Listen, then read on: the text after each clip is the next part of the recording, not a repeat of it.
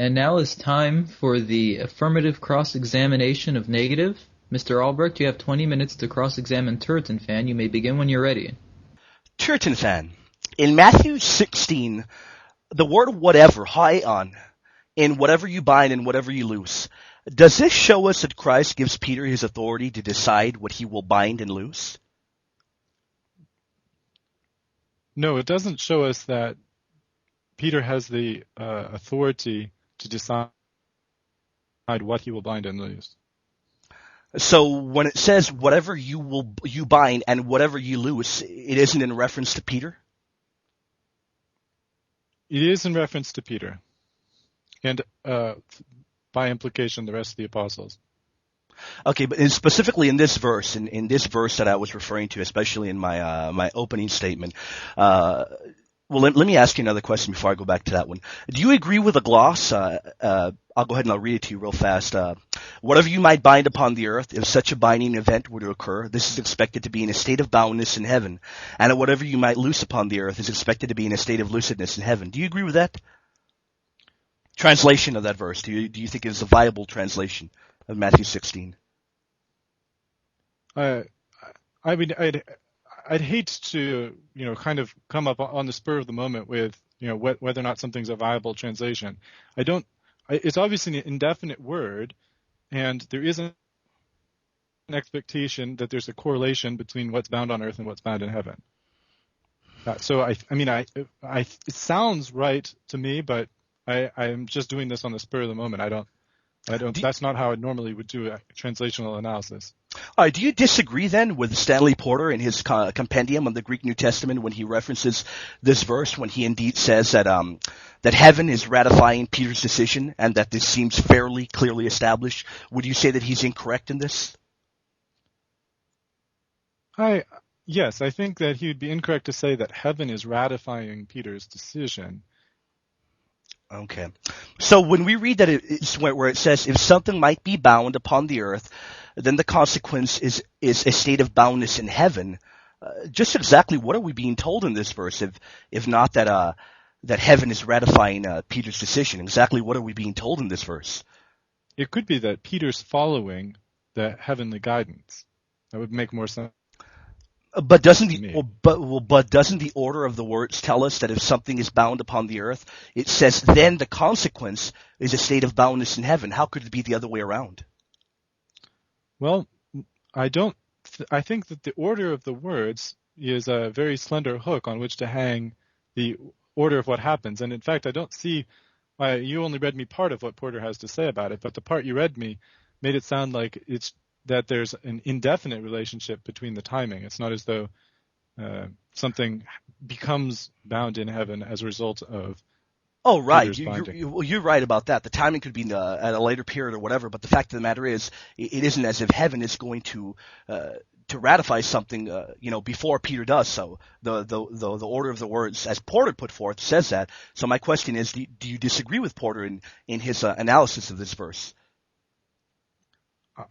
Based on your representation of what he said, then yes, I think what it makes more sense is that Peter is receiving divine assistance, and therefore he can rely on his decisions because they have a correlation to what's going on in heaven. And when I say his decisions, I mean what those things which he's binding and loosing. Okay, I'll ask you. I'm going to read something that Porter says, and I'm going to ask you what you think about this. He says, it might strike some readers as theologically presumptuous to grant an individual authority over human destiny and make even God responsive to human decision making. Would you say that it is theologically presumptuous for me to make that assumption of Peter in this verse? Well, I don't think that you are making that assumption of Peter in this verse. I think you're making an assumption this has to do with doctrine, not binding people. But that said, I wouldn't focus on it being theologically presumptuous. I'd just say it's not warranted. Okay. I guess I'm going to go back to the first question I had asked you. In fact, I'm just going to read it one more time in Matthew 16, the Greek word haeon, for whatever.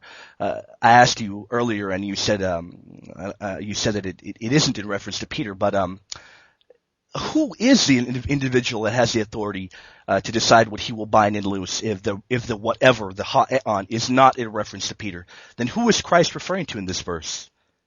Christ is referring to what Peter will do, which is he will have the keys of the kingdom of heaven, and he will bind and loose, which is a key action. It's like locking and unlocking. And as a consequence, the gates of hell will not prevail over the church, which the simplest explanation that appears to me is one that I believe William Webster had pointed out, which is that this refers to what the proclamation of the gospel, something that's established in heaven and that Peter preached. Okay, so this verse does indeed, as you just, I think you're saying right now, it does say that Christ has given Peter the authority to decide what he's going to bind and loose. Am I correct, or am I just making that assumption on what you just said?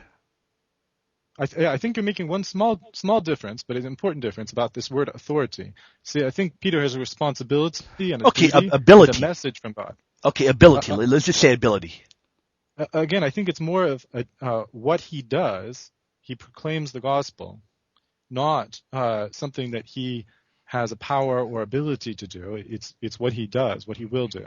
Okay, let me just ask you. I'm gonna make it a lot simpler. The verse says, "Whatever you bind and whatever you loose." It is in reference to whatever Peter binds and whatever Peter looses. Am I correct in making that assertion? Yes, that's okay. the you. Okay. Am I correct then? Is this correct? Whatever Peter binds and whatever Peter looses is going to be bound and loosed in heaven. Am I correct or am I incorrect in that? You are correct in that. Okay, Turretinfan, my next question would be rather simple. Can heaven ratify something that is false? No. Okay. So logically, in this passage, at least confining ourselves to this passage, if Peter were to bind something or loose something, then it would be bound and loosed in heaven. Is that correct? Within the meaning of the verse, which is why it would be dangerous to confine ourselves to the verse. But yes, within the meaning of the verse, yes, it doesn't. Yes, okay. Mm-hmm.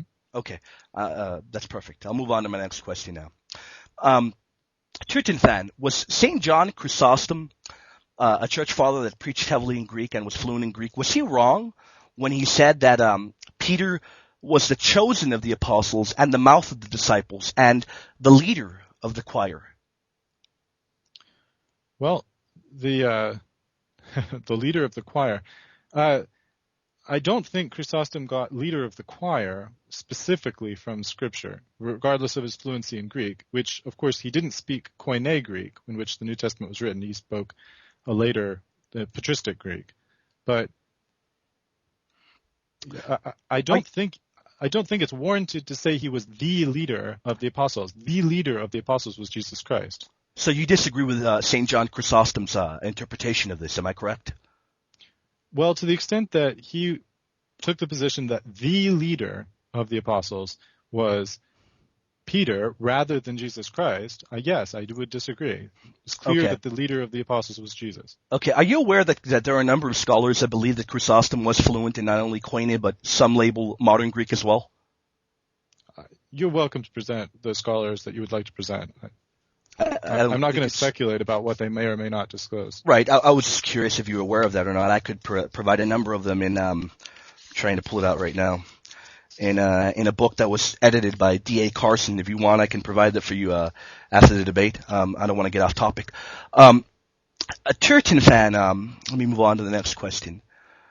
Turretinfan, in Galatians 1:18, who does Paul abode with for 15 days? I'm sorry, there was a little cutout there. It was Galatians what? I'm sorry about that. In Galatians 1:18, who does Paul abode with for 15 days? Let's see. Galatians 1:18. I won't rely on memory. I'll look at it right here. It says, it says, then after 3 years, I went up to Jerusalem to see Peter and abode with him 15 days.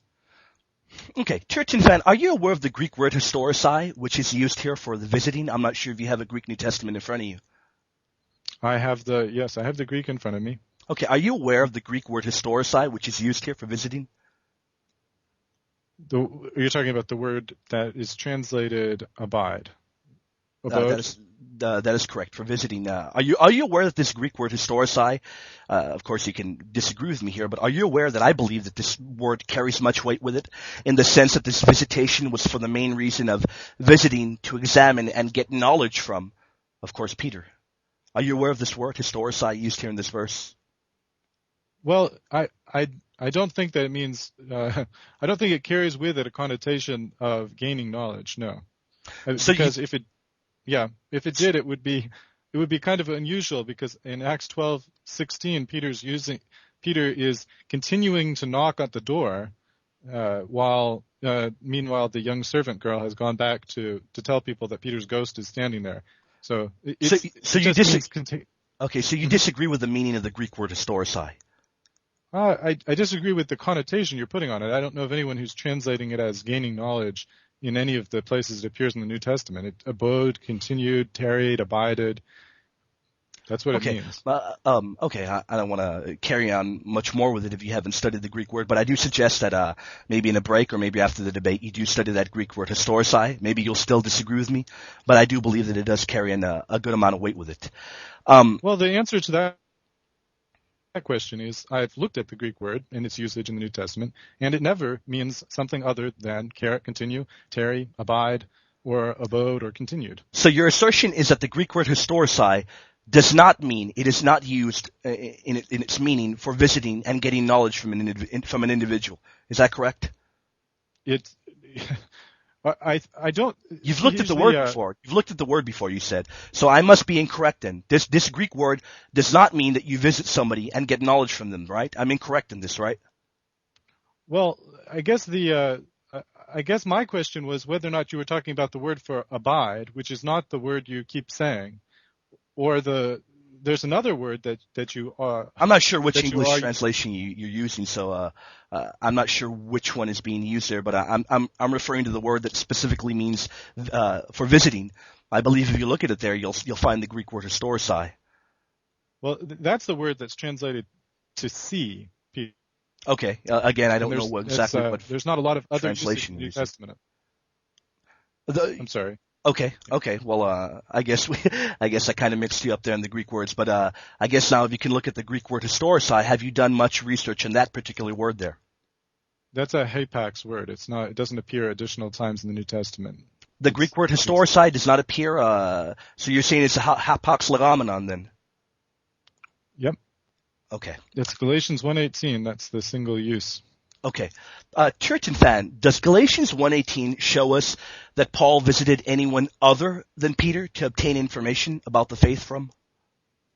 Says it says in the verse 19, but other of the apostles saw I none, save James the Lord's brother. And when it uses the word for saw there, it uses the word that's more usually used for see, which is iaido.